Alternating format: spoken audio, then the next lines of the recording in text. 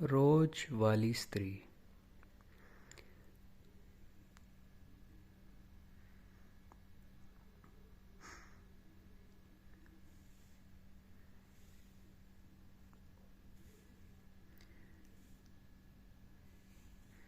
Bye सपना चमड़िया।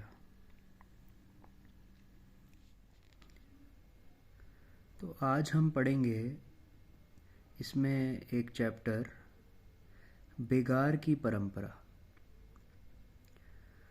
अब तो इस काम में मैं इतनी निपुण हो गई हूँ और ऐसी आदत पड़ गई है मुझे इस काम की कि अगर आप नींद में उठाकर मुझसे पूछें कि भिंडी को कैसे छौंकना है तो मैं तुरंत जवाब दूंगी कि मेथी दाने से।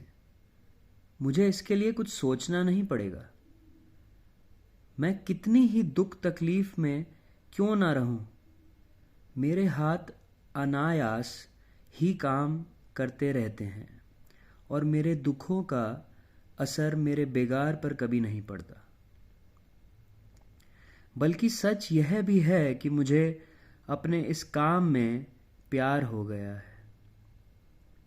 सुनकर बहुत सदमा सा लगा ना आपको? आपने सोचा होगा कि मैं सिर्फ इस बेगार से नफरत ही करती हूँ और यही दुख यहाँ पर बताना चाहती हूँ। लेकिन मैं जो प्यार की बात कह रही हूँ यह और भी हैरत की और एक खतरनाक हैरत की बात है। तो मैं यह पहले भी कह चुकी हूँ कि मेरा जीवन ऐसे ही हैरतनाक वाक्यों से भरा हुआ है। मैं जब इस घर में नई नई आई तो इस बेगार से मेरा आत्मीय संबंध स्थापित नहीं हो पाया था। मेरे हाथ इस बेगार के अभ्यस्त नहीं थे। अक्सर मेरे हाथ से बर्तन छूट जाता, कभी झाड़ू फिसल जाती और कभी कभी तो मैं ही गिर पड़ती। सामने होती मालिकों की एक पूरी जमात जो मेरे बाजार जाने पर या किसी रिश्तेदार के घर जाने पर मेरे खिलाफ पंचायत बिठाती और निर्णय सुनाती, फतवे जारी करती। जब मैं वापस लौटती तो हमेशा मुझे घर का माहौल कुछ घुटा, कुछ कसा, कुछ बदरंग सा लगता। मालिकों के मुंह कुछ सूजे हुए दिखते।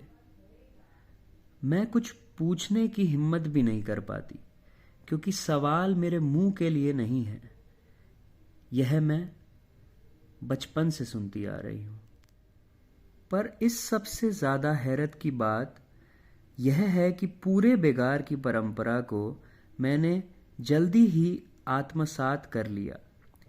ठीक वैसे ही जैसे चिड़िया का बच्चा उड़ना सीख जाता है, सांप का बच्चा काटना, फूल खिलना और गर्मी के बाद बारिश का आना, ठीक उसी तरह एक औरत की बच्ची ने बेगारों के रजिस्टर में अपना नाम लिखवा लिया।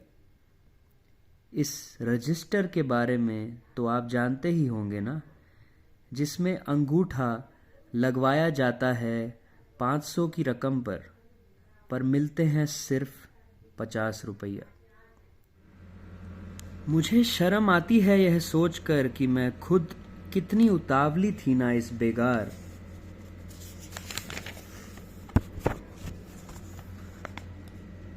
की परंपरा के आने के लिए। नए कपड़े गहने खरीदना, नए घर की कल्पना में डूबे रहना, फिजूल की हंसी ठिठोली। दुनिया के और रंग मुझ पर खुलते खिलते उससे पहले ही गहरे लाल रंग ने मुझे ढांक छिपा लिया। मेरे घराने की एक सुखी संपन्न महिला बहुत बेजार और दुखी होकर कभी कभी अपने इमीडिएट मालिक का नाम लेकर कहती है कि हे प्रभु, मुझे अगले जन्म में ना तो इस घर की बहू बनाना, ना ही उस आदमी की पत्नी।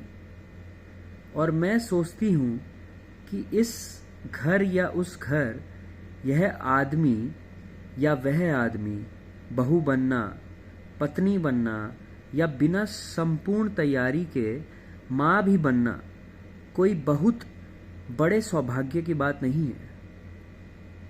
और मैं संचेतन यह कह रही हूँ कि हमारे भारतीय समाज में अभी तक स्त्री की किसी भूमिका की कोई तैयारी नहीं की है, माँ बनने की भी नहीं, जिसका इतना विरोध किया जाता रहा है। आज अपनी कलम से अपने वक्त में मैं जो भी लिखूंगी सच लिखूंगी। मैंने कई बार इन्हीं मालिकों के साम्राज्य में रहते हुए चाहा कि अगर मैं अपना मालिक बदल लूं। मैंने खुली आंखों से कल्पना की और अंततः ईमान से कहती हूं, मैंने अपने आप को वहीं पाया। वही घुटी हुई रसोई, वही बिस्तर, वही बेगार, वही दिन, वही रात। मुझे थोड़ा थोड़ा एहसास होने लगा है कि मालिक बदलने से कुछ नहीं होगा। मुझे बेगार की परंपरा ही बदलनी होगी।